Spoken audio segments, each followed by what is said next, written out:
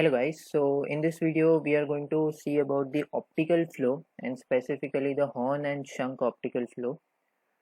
So by this video we are going to basically drop into the video processing aspect.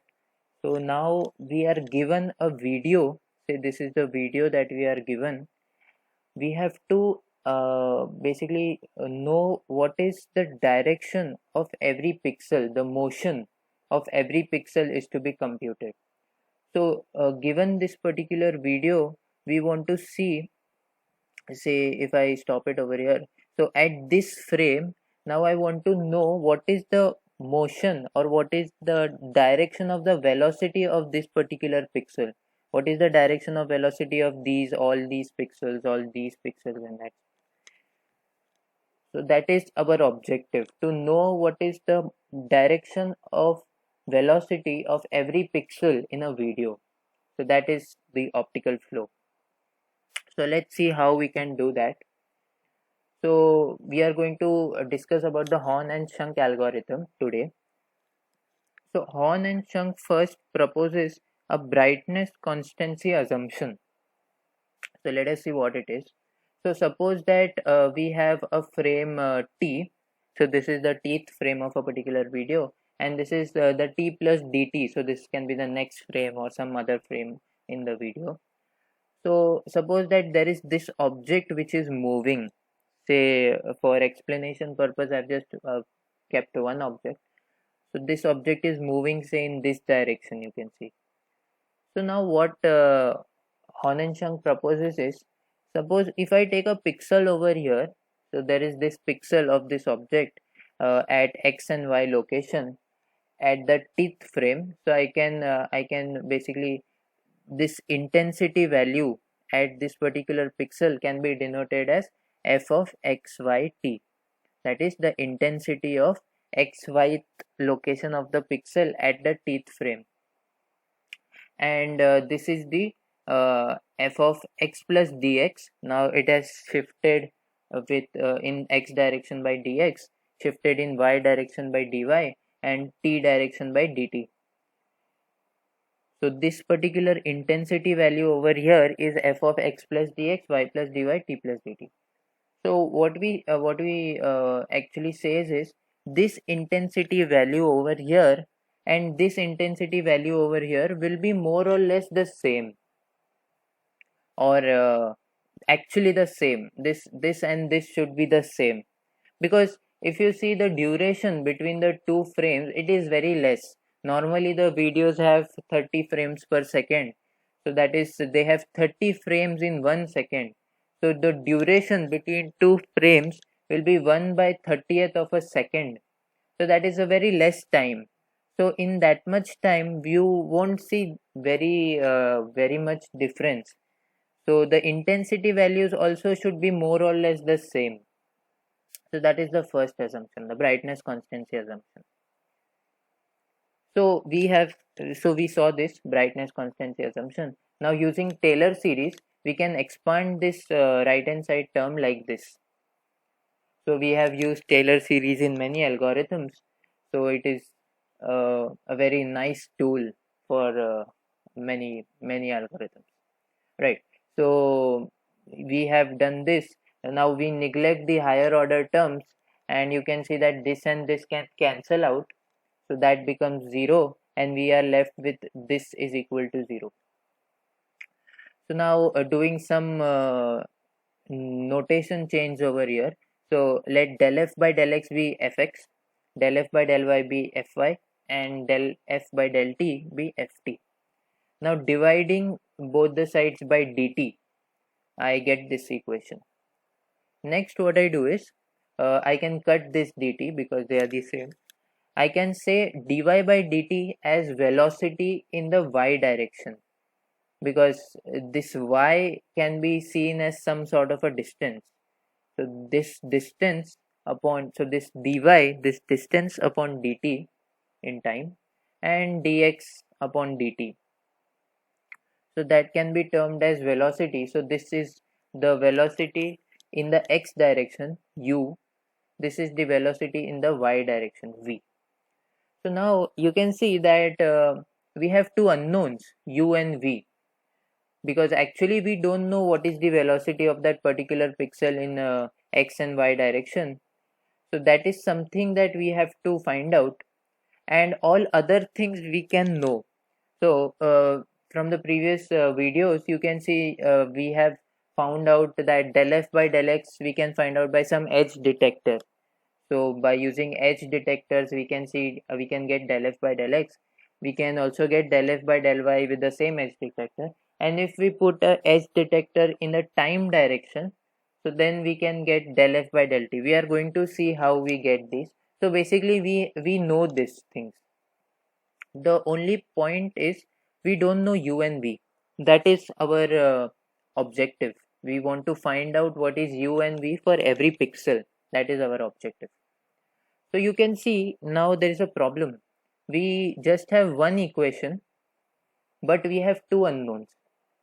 So if you rearrange these terms like this, so you can make a line out of it. So this y is equal to mx plus c kind of a form. So this you can see a line. But the problem is you have so many infinite values of u and v, but you just want one. You cannot have infinite velocities for a particular pixel, right? So that is the problem over here. So in order to solve this kind of an equation, we need one more constraint. We have to have something else. We just cannot go with the brightness constancy assumption. We need something more. So for that, what we can use is something known as the smoothness constraint. So let me explain you what is the smoothness constraint. So mostly it is seen, say suppose if I take this particular video, so what I've done is manually I have put the x velocities of particular pixels and the y velocities of the particular pixels from these two frames. So you can see that this car is moving in this direction, this car in that direction, and this car in this direction. So if I say manually want to know the velocities of each pixel, I can say that say suppose this is going in the x direction, mostly in the x direction. So I can have an arrow like this. So this is the u velocity image sort of a thing, where I have for every pixel I am denoting their direction in the x. So this is only x direction velocities, x component of the velocities basically. So since this is going mostly in the x direction, I can say that it has a greater magnitude. So more, the length of the arrow has the magnitude. So like this is also going in the negative x direction. So this is the magnitude. This car is having a less component in the x direction. It is sort of going in 135-degree angle. So it is in sort of both directions, y and x. So the x component can be like this and the y component can be like this. Similarly, this is not going much in the y direction, hence its y component is less. This is also y component less. Now let me represent this like this, where here what I've done is this particular direction and this much magnitude I am representing with this color, and this direction with this much magnitude I am representing with this color, and this much is for this color. So darker the shade, more the magnitude, lighter the shade, less the magnitude. The same over here, less the magnitude, lighter the shade, less the magnitude, lighter the shade, and more the magnitude, darker the shade. And the background you can see is white, is zero. There are no other pixel movements in the background. So why have done this? So this I have done to show you that you can see if you consider a particular locality, the pixels are almost going in the same velocity. So in this velocity, all these pixels are going, say, in this direction, all of them. So since this car is totally moving in this direction, So all of these pixels are moving in that direction. It is not happening that say one pixel is going in this direction, the other pixel is going in this direction, the third pixel is going in this direction. No, if a pixel is going in this direction, the neighborhood is also going in that direction, more or less. In most of the videos you will see this kind of a thing, that a particular blob or a particular group of pixels are going in the same directions. So you can see, if I just take the x derivative, that is if I take the derivative of this particular image in x direction, I'll get something like this, and the derivative of this in the y direction, I'll get something like this. So that means to say that this particular image has more of a low pass content. It is a smooth image. It is a very smooth image. There is no much high frequency content. The pixels are not changing rapidly, they are changing very slowly. So hence the name smoothness constraint. The images are very smooth, no a very high frequency change is seen in them. So if I take the x derivative, you can see very small values are high, almost everything is zero. So this particular color basically talks about 0. So mostly everything is 0. Over here there is some value, over there is some value, and you have positive and negative both. The same if I do derivative with y direction, and same if I do derivative of v. So v in x direction, v in y direction. You can see mostly the image is having 0. Mostly the color is this thing which is 0. And over here only there are some values which is seen over here. So what this constraint basically tells you that more or less, if you just if you just take the square of ux, uy, vx, vy, so ux squared, uy squared, vx, vy squared, so that will, and add all the pixels in this particular image, it will be a small value because most of them are zeros. So I'm taking the square because there are negative values also. So that tells you about the smoothness constraint, that over here this particular quantity should be more or less minimum, because you can see more or less the values should be less. So if you add all of them up, there should be a low value, it should be a minimum. This lambda is basically a weighting factor which will weight whether you want to give uh, more weight to this smoothness constraint, or do you want to give more weight to the brightness constancy constraint. So we had seen the brightness constancy assumption, so we got this equation from there, and this equation can be positive or negative because that depends on how the intensity values are changing. Ideally it should be 0. Ideally fxu plus fyv plus ft should be 0 if that assumption stands, but there can be some changes. Say this can be +1 or -1 or some small value, so basically this also should be minimum. So I am going to square that also, so that I am avoiding the negatives and the positives, and plus lambda times this particular thing. So together when I add all of this, I get my cost function, my E. So you may be thinking, why have I put the integral over here? So back then in 1980s, when this algorithm was actually developed, at that point of time images were considered as continuous. We did not have discrete images at that point of time, so because of that the papers have these integral signs. So I've just taken the same thing from there.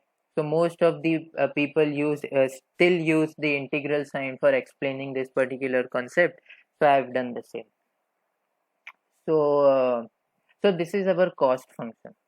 So now there is something different about this cost function. So here our objective is to find u and v, that is to find this image, this u image, that is the velocities in the x direction, and this v image, the velocity in the y direction. So we have always seen that an image can be written as a function.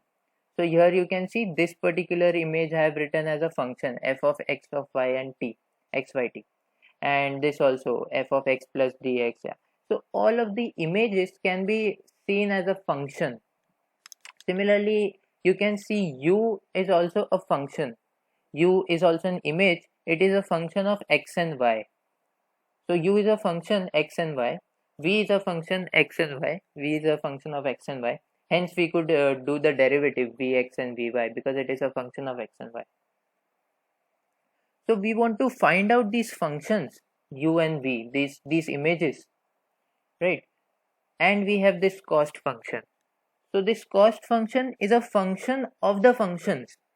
So it is some function of u and v, right? You can see E is a function of u, v, ux, uy, vx, vy. So it is a functions of functions. So this particular thing is called a functional. And if we want to find the minimum of a functional, we have to use something else. So let me explain you the concept of a functional a little bit with an example. So consider you have 2 points and you want to find out a curve which has the minimum length between the 2 points. So you could have a curve like this. You could have a curve like this. If you see the length of this curve, say the length of this curve is 6, suppose.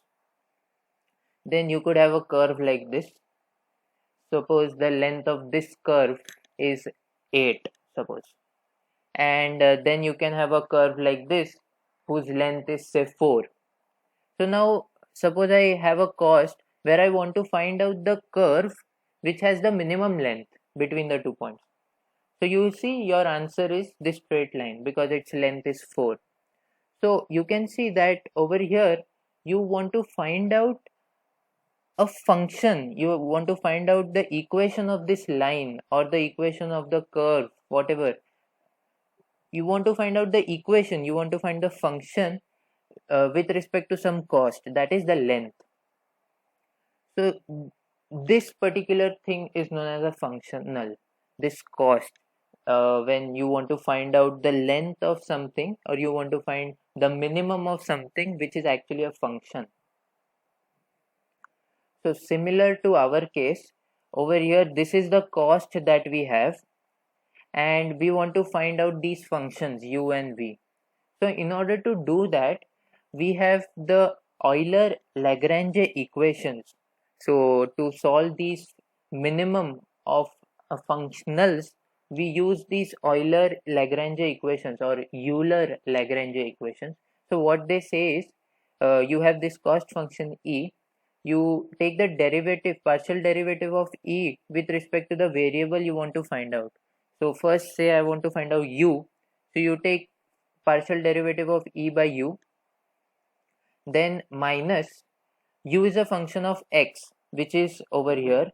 So if there is something like that, you take that derivative with respect to x.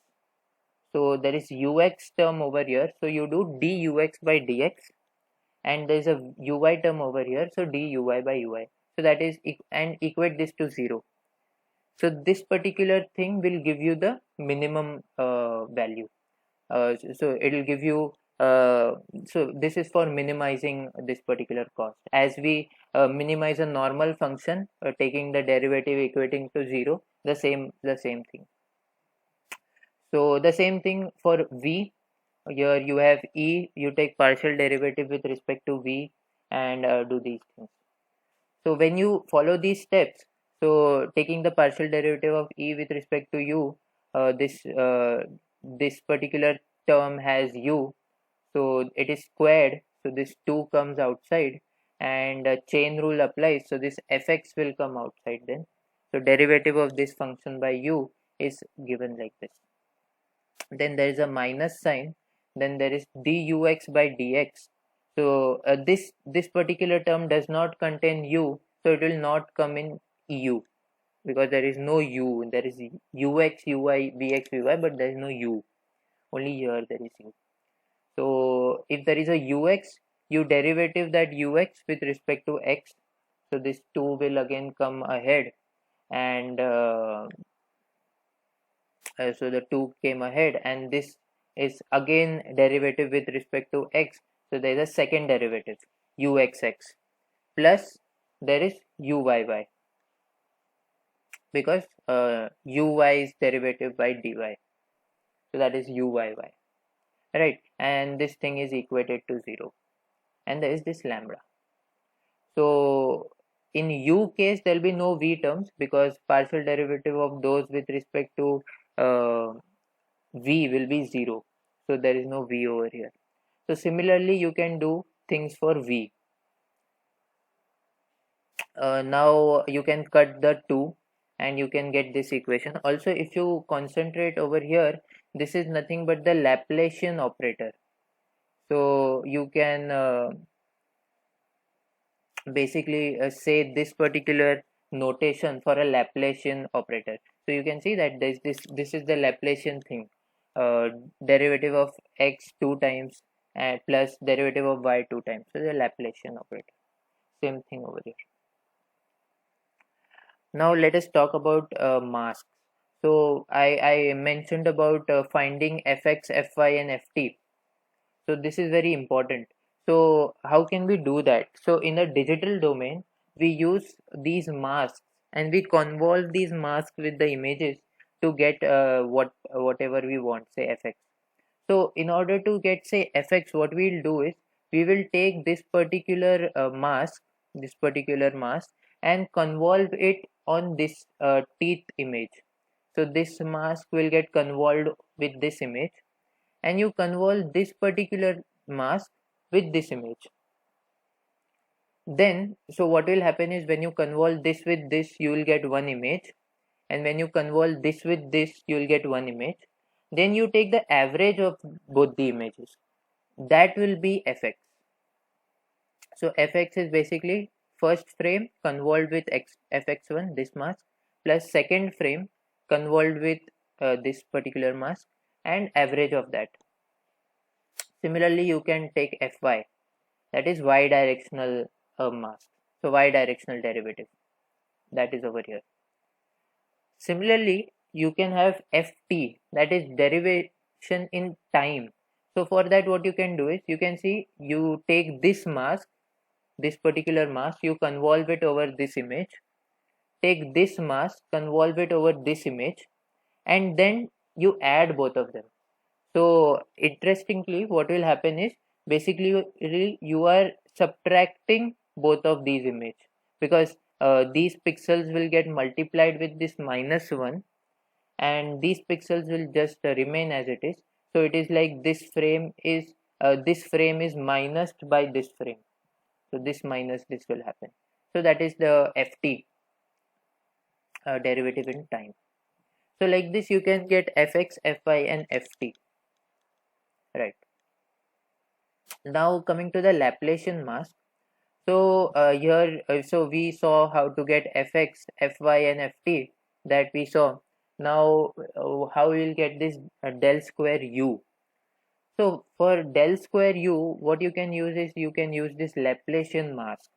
So this mask was used by the paper in which Horn and Shunk published this particular algorithm.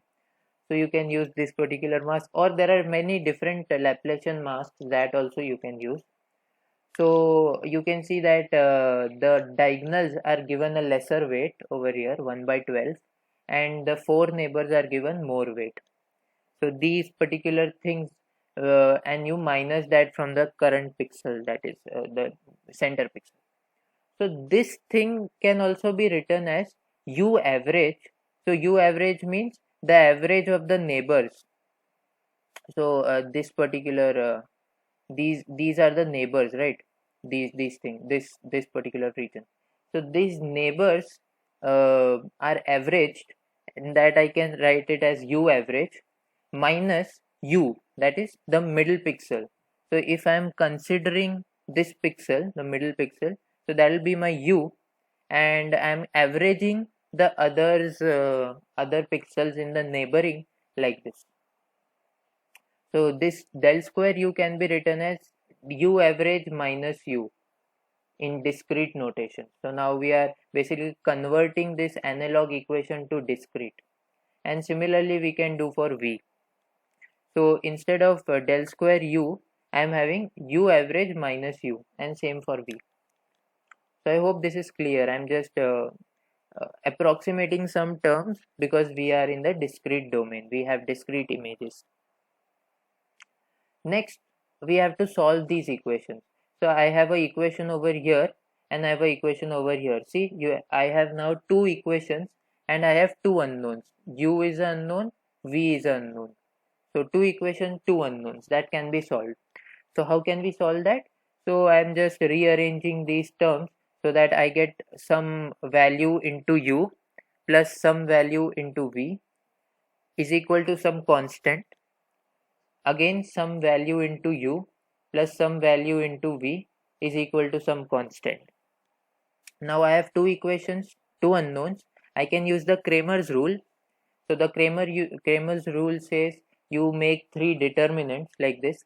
In the first determinant, that is the D determinant, what you will have is you will have U, the coefficient of U over here, coefficient of U in the second image over here, the second equation, sorry, coefficient of V, coefficient of V in the second, that is D. Similarly, du is now remove the coefficient of U, and instead of the coefficient of U, you put the constants over there, and similarly you can have dV. So then solving this determinant and doing some algebra, so you can see these slides, I'll put them in the description below. What you will get is this. So you get u is equal to u average minus fx into p by d, and v is equal to v average minus fy into p by d, where p is this equation and d is this equation. So once you have got u and v, you are done. You have understood the velocity of a particular pixel in direction, in the x direction component and y directional component, right? But the problem over here is this u average. Since we don't know u,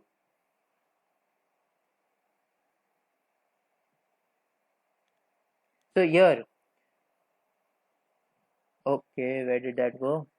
Yeah, so since we don't know u, we will not even know what is u average, because u average is the neighboring component, neighboring pixels, right? So when this particular mask will convolve with the u image, say this is the u image, and you'll have to convolve this mask with the u image, so you will get these things, right? So that u average is missing. So to get that, what we'll have to do is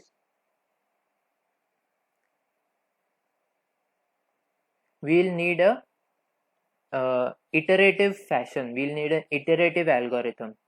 So initialize u and v as zero matrices. So you have u and you have v, and initially all of them are zero, everything is zero. Now you can compute fx, fy, ft using the masks that I've shown. Then you can update the value of u and v by this particular formula. So in the first iteration, u average will be 0 because all these terms are 0. But then this particular thing will update this matrix by some values. So that will be the first iteration. You will get some u and you will get some v. So this is u and this is v. Next, repeat this particular thing unless some error measure is satisfied, or unless you can fix a particular number of iterations and you can run the code till that, and you will get your u and v matrices. So let us see some results. So first let us see on synthetic images.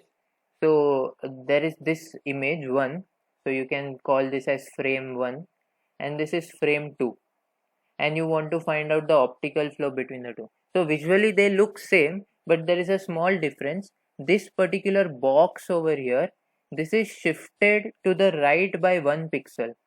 So it is shifted to the right only by 1 pixel, hence it is visually not recognizable. So this is taken from Professor Mubarak Shah's slides. So this. So now, if you use the algorithm that I discussed, on one iteration, with only one iteration, you will see this particular thing. So you can see that some u values have been updated and the others have not been updated.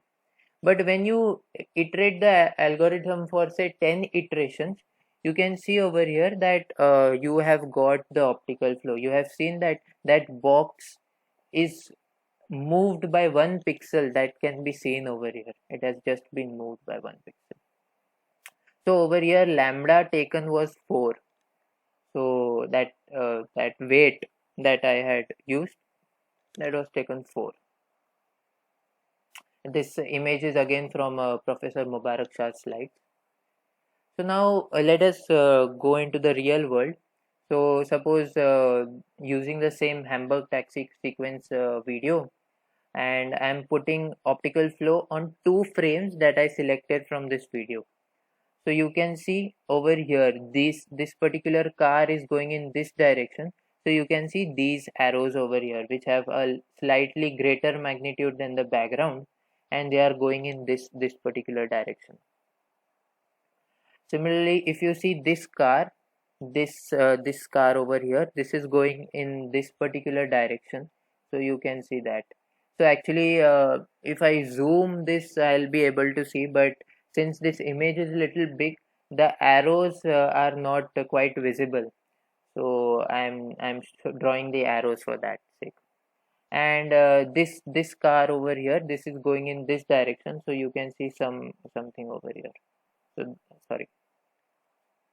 So that you can see over here again. So what I did is I ran the algorithm for 40 iterations, and the lambda that was taken was 4. Next, what I did was sort of a tracking algorithm kind of a thing. So suppose I play the whole video. So suppose this is the whole video and I'm going to play that. So if I play the whole video and consecutively I run the optical flow algorithm. So the first frame and the second frame optical flow, second and the third optical flow, fourth and the fifth optical flow, like that, and I plot them on the same image, you can see these tracks. So I've plotted the arrows for all the frames, and you can see these tracks. So like this is like a basic tracking kind of algorithm, where you can see that these pixels are moving in this direction and they stop. These pixels are moving in this direction and they stop, and then these pixels come till here and they stop. So this is that kind of a tracking kind of a thing. So in my series, that is computer vision with MATLAB, I'm going to run this algorithm. I'm going to show you how to code this in MATLAB, and we are going to see these results in MATLAB. So here also I've taken 40 iterations and lambda is equal to 4. So if in case you have not understood something and you want to know how a particular fx comes or how is this algorithm working, so you can see it in that video. That'll be more clear. I'll put the link in the description below as the video as I upload the video. So that's all for this particular video. Thank you so much for watching. Thank you.